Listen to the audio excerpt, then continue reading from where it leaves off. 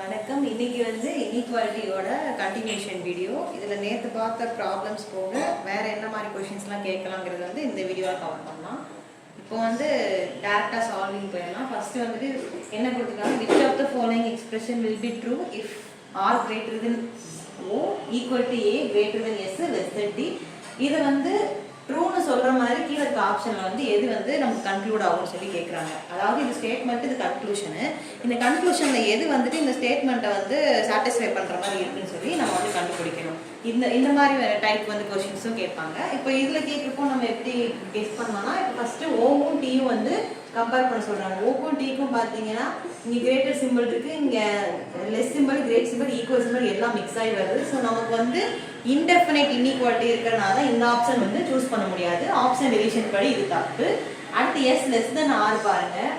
R இருக்குது, greater than ஓ இருக்குது, ஓவும் ஏவும் ஈக்குவலாக இருக்குது. நெக்ஸ்ட்டு வந்துட்டு கிரேட்டர் தென் எஸ் இருக்குது. அப்போ கண்டிப்பாக வந்து எஸ் வந்து எப்படி தான் இருக்கும்னா ஆரை விட சின்னதாக தான் இருக்கும். இப்போ எஸ் லெஸ் தென் ஆருங்கிறது கரெக்டு. இந்த ஆப்ஷன் இப்போதைக்கு கரெக்டாக இருக்குது. வேறு பார்த்தோம் அப்படின்னா வந்துட்டு டி கிரேட்டர் தென் ஏ. டீக்கும் ஏக்கும் வந்து பார்த்தோம் அப்படின்னா வந்துட்டு ஒன்று லெஸ் தென் ஒன்று கிரேட்டர் தென். ஸோ நமக்கு வந்து இன்டெஃபினைட் இன்இக்வாலிட்டி. ஸோ இது ஆப்ஷன் டெலிட் ஆயிரும். இப்போ எஸ் ஈக்குவல் டு ஓ சொல்லியிருக்காங்க. ஏவும் ஓவும் ஈக்குவல். அப்போ ஏ வந்து கிரேட்டர் தென் எஸ்ஸாக இருக்கிறதுனால ஓவும் வந்துட்டு கிரேட்டர் தென் எஸ்ஸாக தான் இருக்கும். ஸோ ஈக்குவல்ட்டாக இருக்க முடியாது. அப்போ இந்த ஆப்ஷன் வந்து டெலிட் ஆயிரும். நெக்ஸ்ட் டி லெஸ் தென் ஆறு.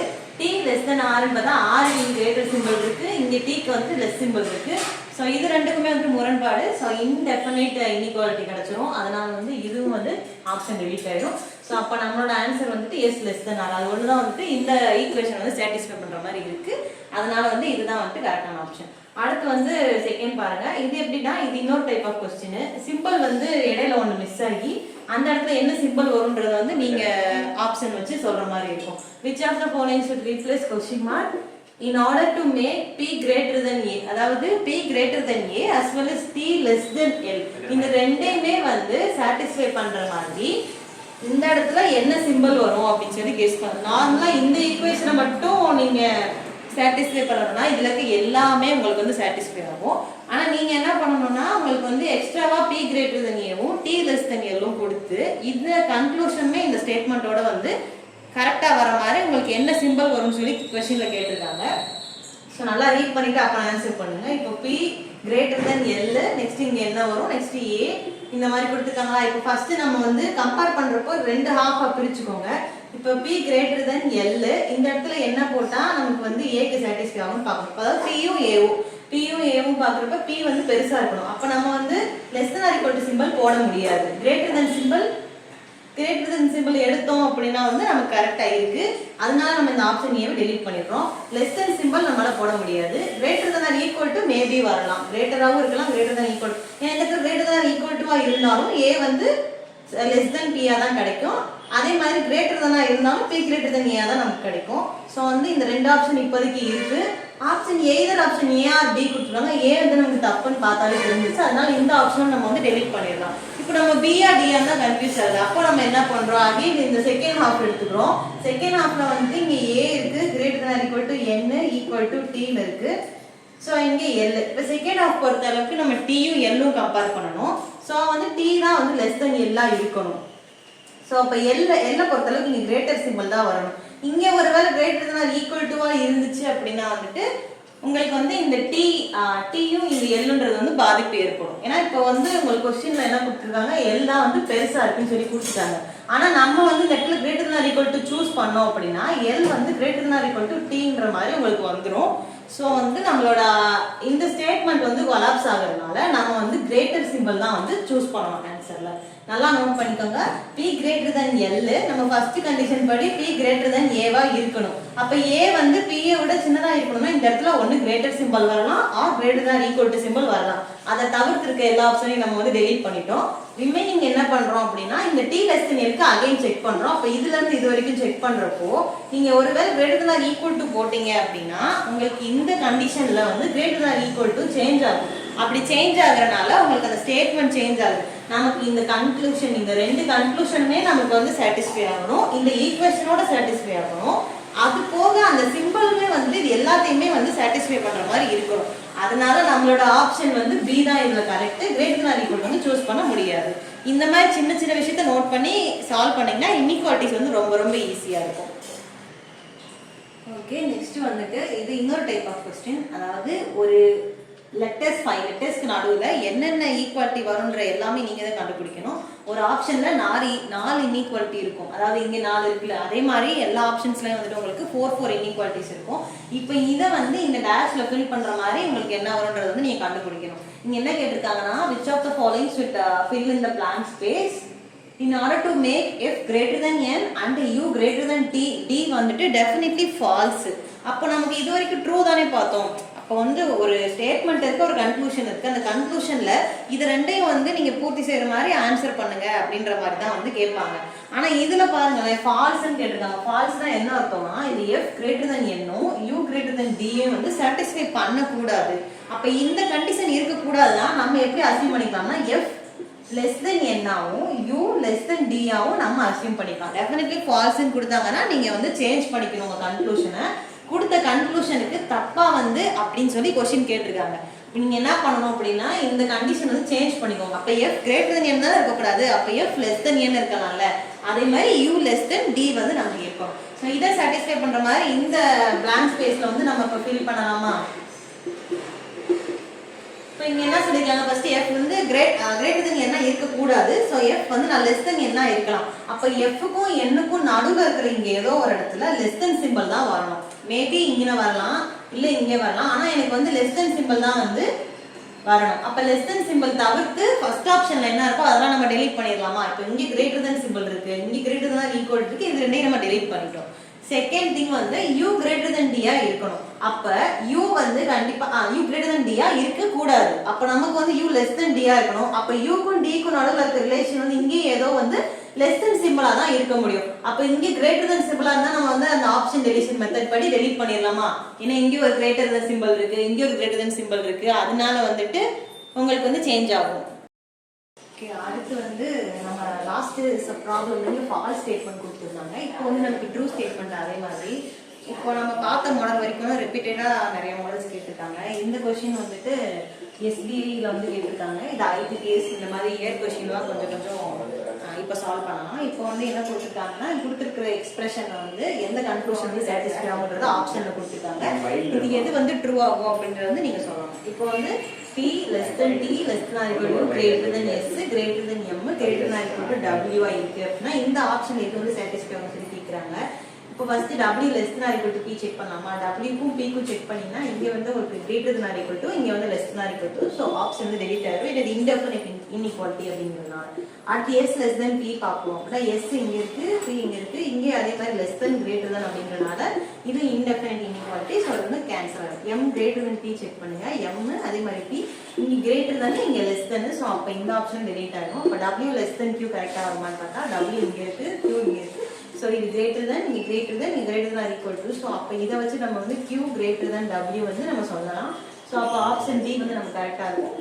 t less than or equal to m வந்துட்டு t இங்கே இருக்கு, m இங்கே இருக்கு. அதே மாதிரி இங்கே less than or equal to, இங்கே greater thanன்றனால இதுவுமே வந்து indefinite inequality அப்படின்றனால இதுவுமே ஆப்ஷன் delete ஆயிடும். ஸோ உங்களுக்கு ஆப்ஷன் என்ன வரும்னா w less than q தான் வந்து கரெக்டாக வரும், ஆப்ஷன் D. இப்போ அதே மாதிரி நெக்ஸ்ட் பாருங்க, இங்க வந்து நம்ம இந்த நேத்து பார்த்த மாடல், இது நேத்து வீடியோல நம்ம கொடுத்துருக்கோம். ஸ்டேட்மெண்ட் கொடுத்து கன்க்ளூஷன் கொடுத்துட்டு அதுல வந்து ஒரு ஆப்ஷன் கரெக்டா இருக்கா, ரெண்டு கன்க்ளூஷன் கரெக்டா இருக்கா, இல்ல ரெண்டுமே கரெக்டா இருக்கா, இல்ல ரெண்டுமே தப்பா இருக்கான்னு சொல்லி இந்த ஆப்ஷன் மாடல் வந்து நம்ம நேத்து ப்ராப்ளம் சால்வ் பண்ணியிருக்கோம். இப்போ இதுல ஸ்டேட்மெண்ட் என்ன கொடுத்துருக்காங்கன்னா 3 ஸ்டேட்மெண்ட் கொடுத்துருக்காங்க. ஸோ 3ஐயும் வச்சு நம்ம வந்து ஒரு செயின் ஃபார்ம் பண்ணிட்டு அதுல இருந்து நம்ம வந்து கன்க்ளூஷன் கொடுக்கணும். இப்போ 3மே காமனர் வந்து டி. ஸோ டி வச்சு நீங்க ஃபர்ஸ்ட் எழுதிக்கோங்க. இப்போ டிக்கு வந்து already y less than or equal to k இருக்கு. நெக்ஸ்ட் என்ன கொடுத்துருக்காங்க, இங்க வந்து v வச்சு கொடுத்தாங்க. நமக்கு ஆப்ஷன்ல வந்து இங்க g less than v சொல்லணும், இங்க y less than q. இந்த ரெண்டுமே நமக்கு வந்து தேவைப்படுது. ஸோ வந்து நம்ம என்ன பண்றோம்னா இங்க வந்து d வந்து less than d இருக்கு, இங்க less than o இருக்கு.